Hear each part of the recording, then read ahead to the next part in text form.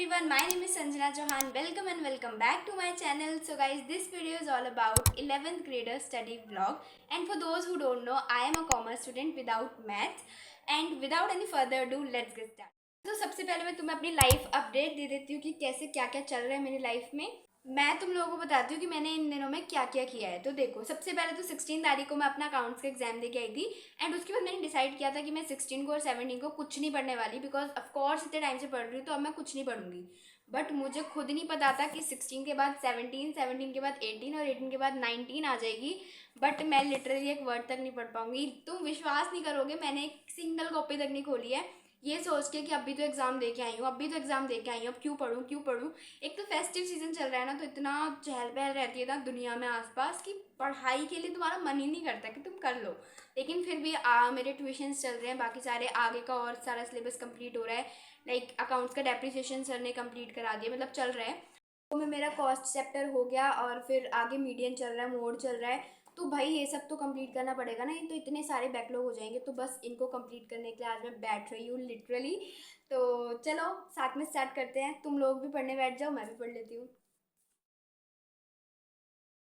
अच्छा यार सुनो, तो अभी ना टाइम हो रहा है 1:16 हो रहा है और मुझे अपने भाई को स्कूल से पिक करने जाना है। तो मैं उससे आने के बाद ही पढ़ूंगी। तो अभी मैं जाती हूँ फटाफट से, अभी थोड़ा सा लेट भी हो गई हूँ। तो बाय बाय।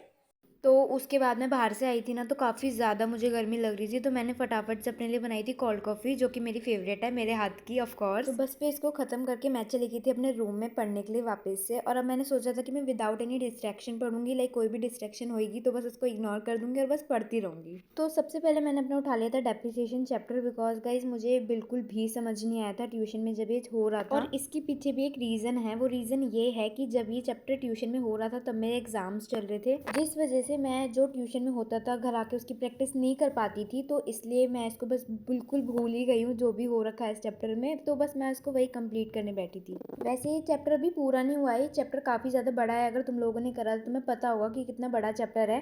अभी पूरा नहीं हुआ है, थोड़ा सा ही हुआ है। तो बस इसका थोड़ा सा ही पार्ट मेरा बैकलॉग में था, बाकी सब तो मेरा सब कवर ही था। अब इसके साथ साथ मेरे को एक और टेंशन चल रही थी दिमाग में, वो ये थी कि एक क्वेश्चन है हमारे इकोनॉमिक्स के पेपर का, जो कि उसका आंसर तो एक्यूरेट 1.6 आ रहा है, बट वहाँ पे मेरे पेपर में पता नहीं क्या दिक्कत हो गई थी, मेरा आंसर 0.16 आ रहा था एंड मेरी दोस्त का आ रहा था 0.4। जब हमने बाद में टैली किया तब पता चला, लेकिन उसका आंसर था 1.6। तो मतलब इतना ज़्यादा दुख हो रहा था ना कि मतलब वो आते हुए भी हम ढंग से नहीं कर पाए उसको पेपर। बट अब खैर जो हो गया सो हो गया। अब उस पर ध्यान ना देते हुए मैंने सोचा कि चलो उसको छोड़ते हैं एंड ध्यान देते हैं अपने इस प्यारे से डेप्रिसिएशन चैप्टर पे, जो कि काफ़ी ज़्यादा टफ चैप्टर है। मेरे सर ने ऐसा खुद बोला था कि मतलब बाकी जो फर्स्ट टर्म के चैप्टर्स थे वो तो आराम से सबसे हो ही जाएंगे, लेकिन जिसमें तुम्हें प्रॉब्लम आने वाली है, जो तुम्हारा ज़्यादा टाइम लेने वाला है, वो है ये बाकी के सेकेंड टर्म के चैप्टर्स। वैसे साथ साथ मुझे इस चीज़ की भी खुशी है कि जितना भी मेरा अकाउंट्स इको बीएसटी में जो भी था वो मेरा फर्स्ट टर्म में ही क्लियर हो गया।